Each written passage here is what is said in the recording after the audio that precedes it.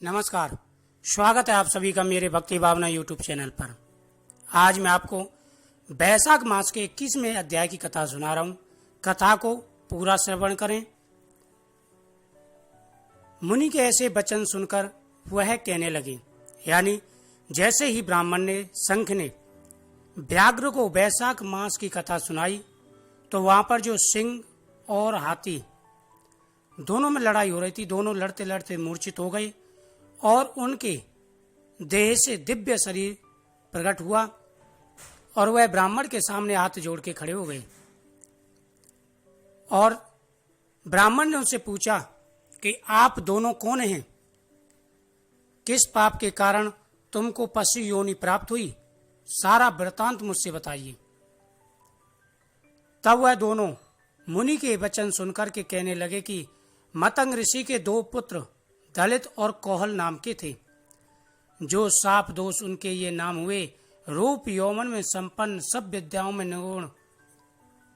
मतंग ऋषि कहने लगे कि हे पुत्रों, इस बैसाख मास में प्रातः उठकर स्नान करो, मार्ग में प्याऊ लगाओ और छाया करो, पंखे से मनुष्यों को हवा करो, शीतल जल दान करो और भगवान की सेवा करो, जिससे संसार के बंधनों से छूट जाओगे। यानी मतंग ऋषि ने अपने पुत्रों से कहा, हे पुत्रों, बैसाख मास का महीना चल रहा है, तुम इसमें प्यासे लोगों को पानी पिलाओ, भूखों को अन्न दो, भगवान की सेवा करो, जिससे संसार बंधन से तुम्हें मुक्ति मिले। इस प्रकार उन्होंने अनेकों प्रकार से वाक्यों से समझाया, परंतु हमारी दुर्बुद्धि में कुछ नहीं आया। पिता के वचनों को सुनकर मुझ दलित को अति क्रोध आया और कोहल मंदोत्मत हो गया। तब धर्म की लालसा करने वाले हमारे पिता ने क्रोध पूर्वक श्राप दिया कि हे दलित, क्रोध के कारण तुम्हें सिंह और मदोत्मत होने के कारण कोहल को हाथी की योनि मिलेगी। धर्म से विमुख पुत्र, कटु वचन वाली स्त्री तथा पापी को शीघ्र त्याग देना चाहिए, क्योंकि जो कोई लोभवश इनको नहीं त्यागता वह 14 मनंतर तक नरक भोगता है। तब वह अत्यंत दुखी होकर श्राप निवृत्ति के लिए पिता से बारंबार प्रार्थना करने लगे। तो उन्होंने कहा कि तुम दोनों जब पशु योनि में एक दूसरे को मारने के लिए उगत होगे, तो उस समय व्याघ्र और शंख नाम बैसाख धर्म विषय संवाद तुम्हारे कानों में पड़ेगा।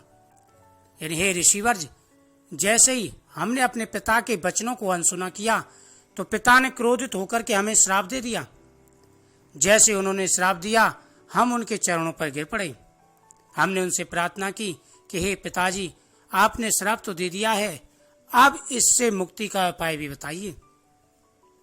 हमारे काफी बार कहने पर मतंग ऋषि कहने लगे कि हे पुत्रों, जब तुम सिंह और हाथी की योनि में जाकर के एक बार आपस में युद्ध करोगे, आपस में लड़ोगे, तभी वहां पर शंख ब्राह्मण और व्याघ्र दोनों में बैसाख मातम की कथा का श्रवण होगा और उस कथा का गुणगान तुम्हारे कानों में पड़ेगा, जिससे तुम्हारी मुक्ति हो जाएगी। हे मुनिवर, हम दोनों ही वह मतंग ऋषि के पुत्र हैं। तब तुम दोनों जब पशु योनि में एक दूसरे को मारने के लिए उगत होगे, तो उस समय व्याघ्र और शंख बैसाख धर्म विषय सम्मत तुम्हारे कानों में पड़ेगा, तब उसी समय तुम्हारी मुक्ति हो जाएगी। यहाँ पर आपका दिव्य संवाद सुना, जिसके प्रभाव से हम कृतज्ञ हुए।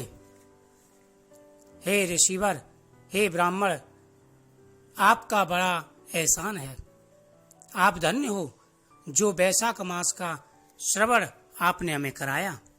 इसके पश्चात वे दोनों मुनिवर को नमस्कार कर आज्ञा लेकर बैकुंठ को चले गए, यानी अपने पिता के पास चले गए।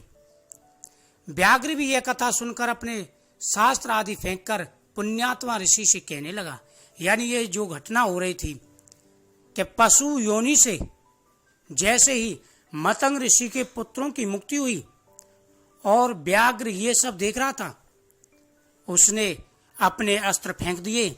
अस्त्र फेंक करके ब्राह्मण के सामने खड़ा हो गया बोल वैशाख मातम की जय।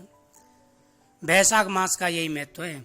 जो इस कथा को श्रवण करते हैं, पूरे महीने वैशाख की कथा का श्रवण करते हैं, जलदान करते हैं, अन्नदान करते हैं, भगवान की पूजा करते हैं, भगवान उनके ऊपर अपनी कृपा दृष्टि बनाते हैं। आप वीडियो को ज़्यादा से ज़्यादा शेयर करें और कमेंट में ओम नमः शिवाय जरूर लिखें।